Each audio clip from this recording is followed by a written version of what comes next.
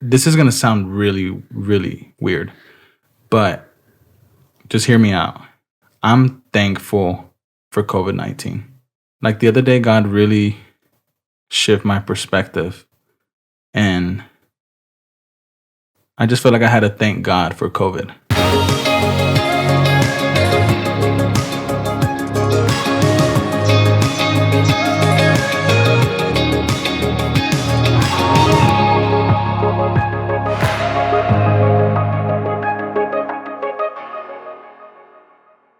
So let's talk a little bit about COVID-19.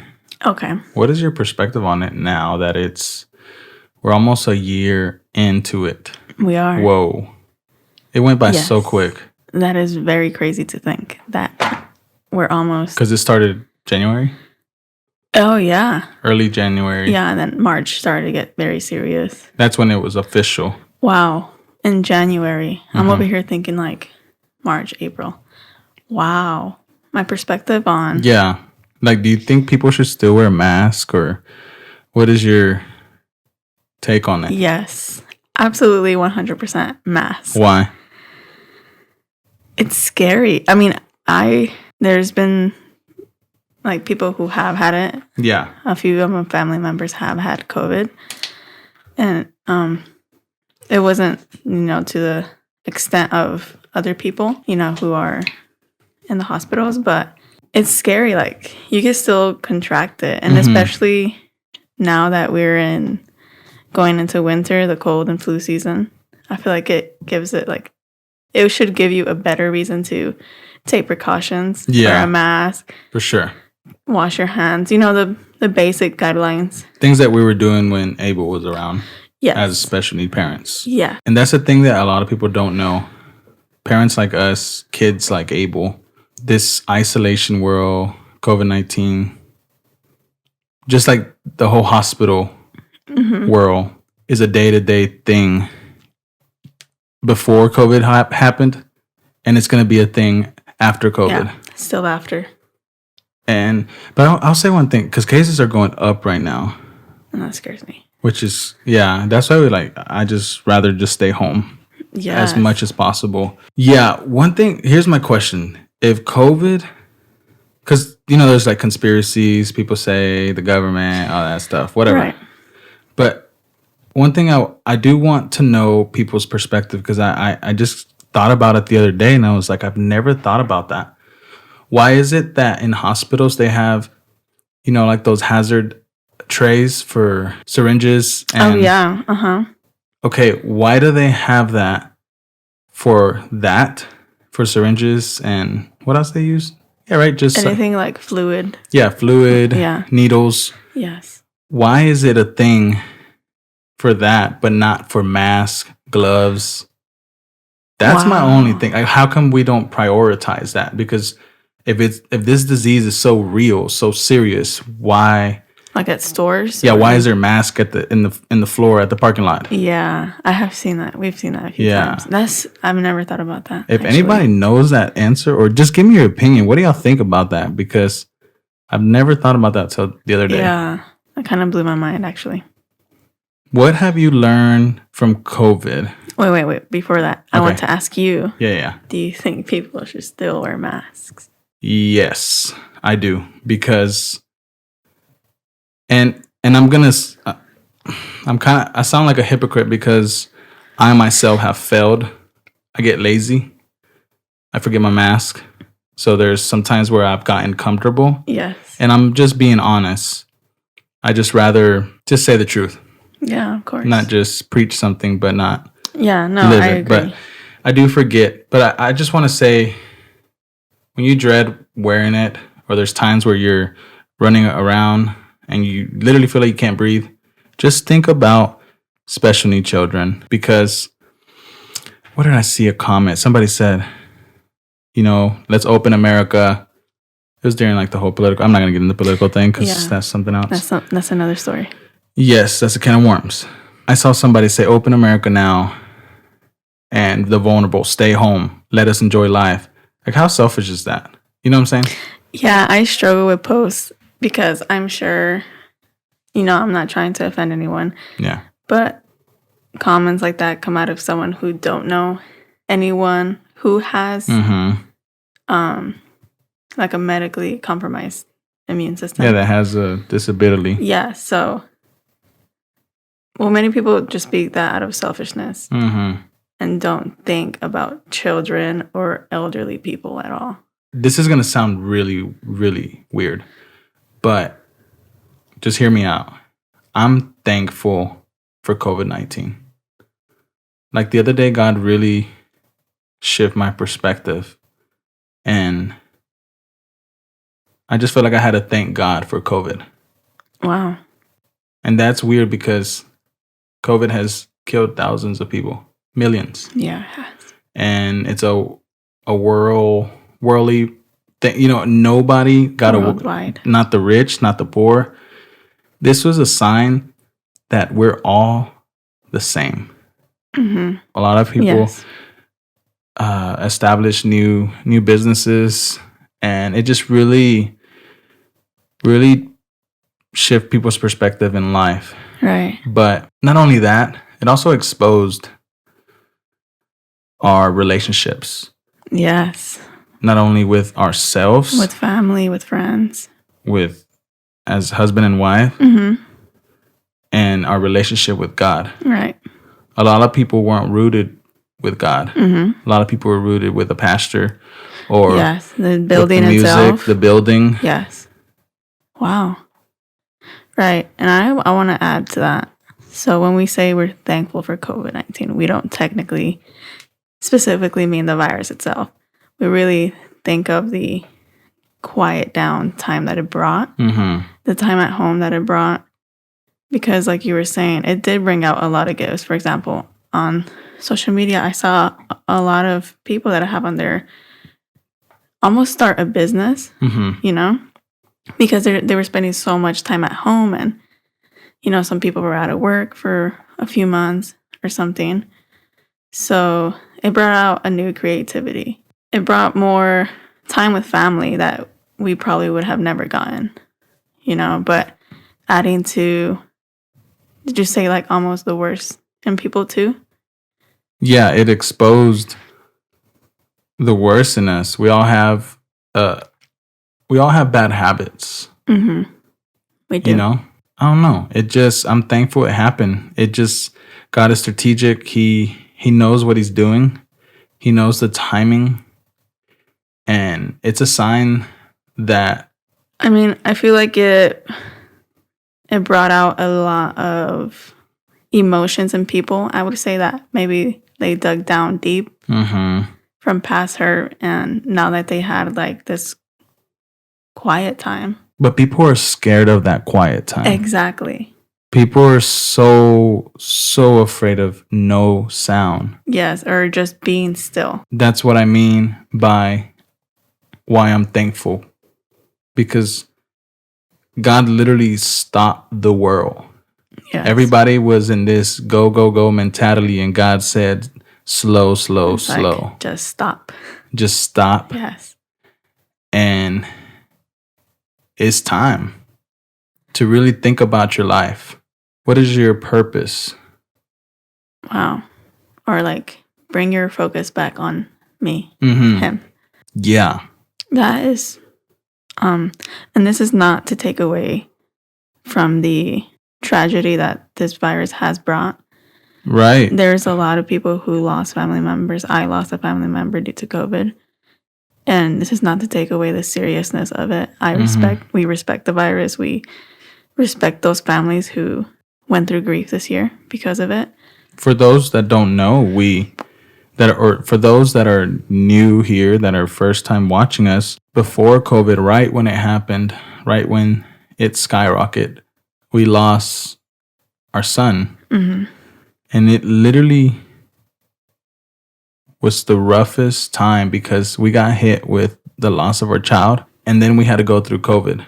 Yes. But we already were triggered enough that going to COVID, it was scary. It was a reminiscing of the health scares we had with Abel. Absolutely. But also, you see, that's why I'm trying to see the positive, because it also helped us and brought comfort. God really, the I'm not gonna say the world stopped for us, Right. but in our situation, in the timing, it almost felt as if God literally stopped the world so we could feel What we had to feel. what we had to feel instead Yeah. of just jumping into the busy life I that agree. we were not a part of. Yeah, and I feel like if if COVID hadn't happened, like especially after Abel's loss, I feel like we would have just gone back to not normalcy, but the chaos that the everyday life brings. Back to go, go, go, you go here, to almost distract us from the pain we were feeling and the grief we were feeling. So I feel like we never would have dealt with it, and we just would have filled ourselves up with something else instead of, God's presence or each other, comforting each other. So, however, it was still difficult because one, we lost our world. And we already were going through like a semi-COVID lifestyle. Right, with isolation. The ICU, and just the whole hospital. Yeah, and I was gonna add, that it was even harder because, the funeral was hard because we couldn't invite so many people to the viewing. We couldn't have the people that we wanted to have to encourage us, to uplift us. And even at the months after that, we were in lockdown or we were trying to stay in quarantine. So we didn't have people to uplift us really physically. Besides Teddy and Denise. Right. Teddy and Denise were there. They were a huge part. They were just like, we're good. We're clear with COVID. And of course, y'all know who you are that's been there. That's all. If I didn't say your name or nothing like that. Right. Nothing personal. Y'all know who you are. But Teddy and Denise, I don't know. They're very special to us. Of course. And I feel like that just added to the trouble and the trouble that this year brought. Yeah. It's so crazy because the way COVID works, 6 feet apart. So it's an automatic division. Yes. But I feel like God is trying to teach us how to stay close in the midst of division, because we already were divided before this pandemic. Wow. And now we're divided by force. Yeah. So it almost makes you miss the connection. Wow. And so that's the same with God. Wow. That blew my mind. I feel like, especially during these times, we really need to hold on to each other. Like, even though there's distance because it's required, that gives us like a better reason to invest in those relationships you care about. That really matter. Yes, that really matter. And no, for sure.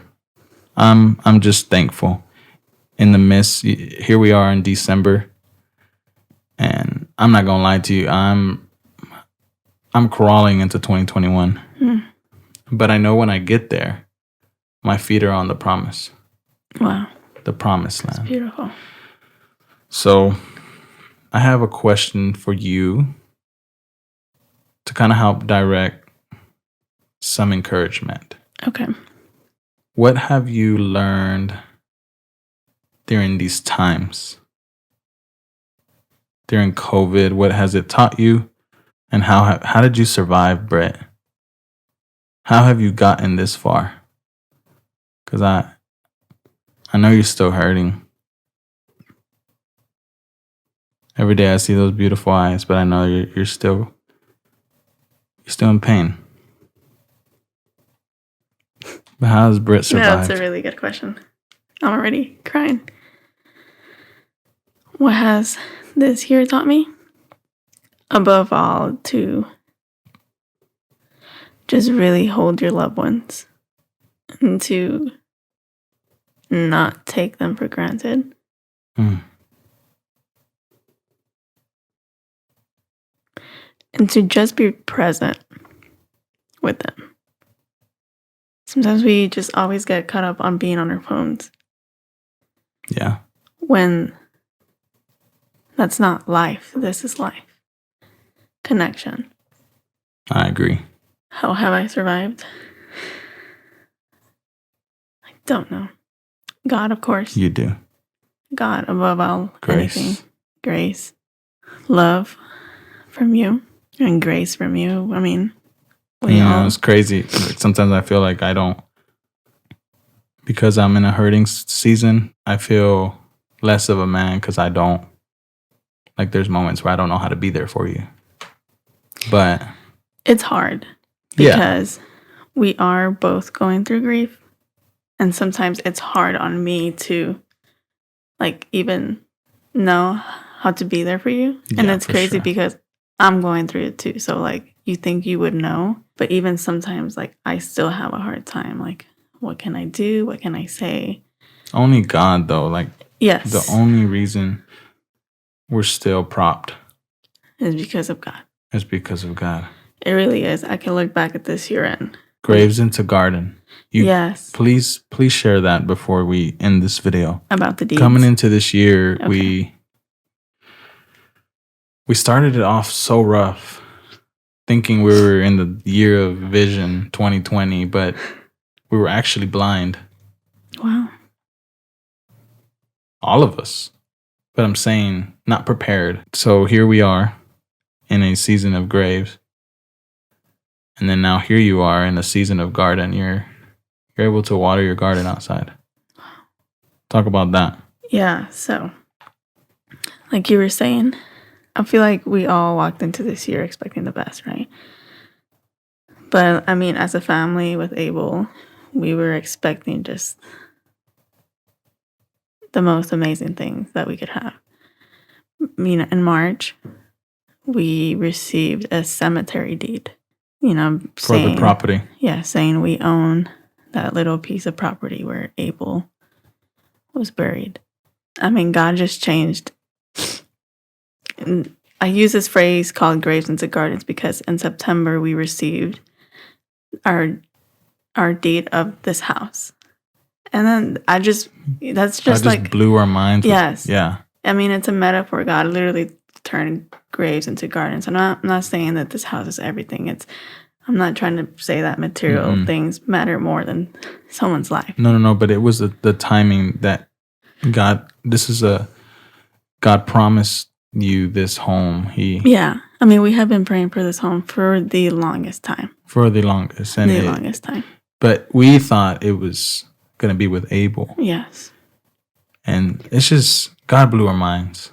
Yes. And Abel was really a seed that, you know, this house later came later on with, I don't know if I'm explaining that right, but. No, it doesn't even have to make sense. As long as it makes sense to you, that's all that matters. Yeah, but I'm so thankful for Abel, like always. Yeah. 2020 has been a hell of a year. Yes. But it's been beautiful as well. It has. There has been beauty in it. But I'm ready for a new year. I am too. A new year, and we just have to declare that the next year is the best year. Yeah. A better year. Or a better year. Yes. And I just do want to say something to the people who have lost someone this year, due to COVID related or not. I just want to send you a hug and just say that you will be okay. And you're not alone. And you're not alone. I know it could feel like you're mourning alone, like you're grieving alone, because I have felt that. My heart is with you. And you will be okay. And God is with you. And God is with you. And God loves you, and He sees you. In the midst of your broken grief. Heart. Mm-hmm. In the midst of your grief, God is with you. And to the special need parents, we love you. We see you. Most importantly, God sees you. God sees you, mom, dad. Yes, you are single mom, single dad with a special need child. God is holding you. And just know that God sees you. Yes. And be that blessed. You are held by Him. Thank you guys so much for watching. And If this was your first time here, feel free to subscribe for more of these. We do a lot of these talking head, going back and forth conversations and some vlogs and just different types of videos. But most importantly, this is my life and Britzy's life, and just going through a season. Right. But God bless y'all. We love y'all. Subscribe, hit the like button, and share this video if you'd like. Yeah. Peace. Thank you guys. We love y'all.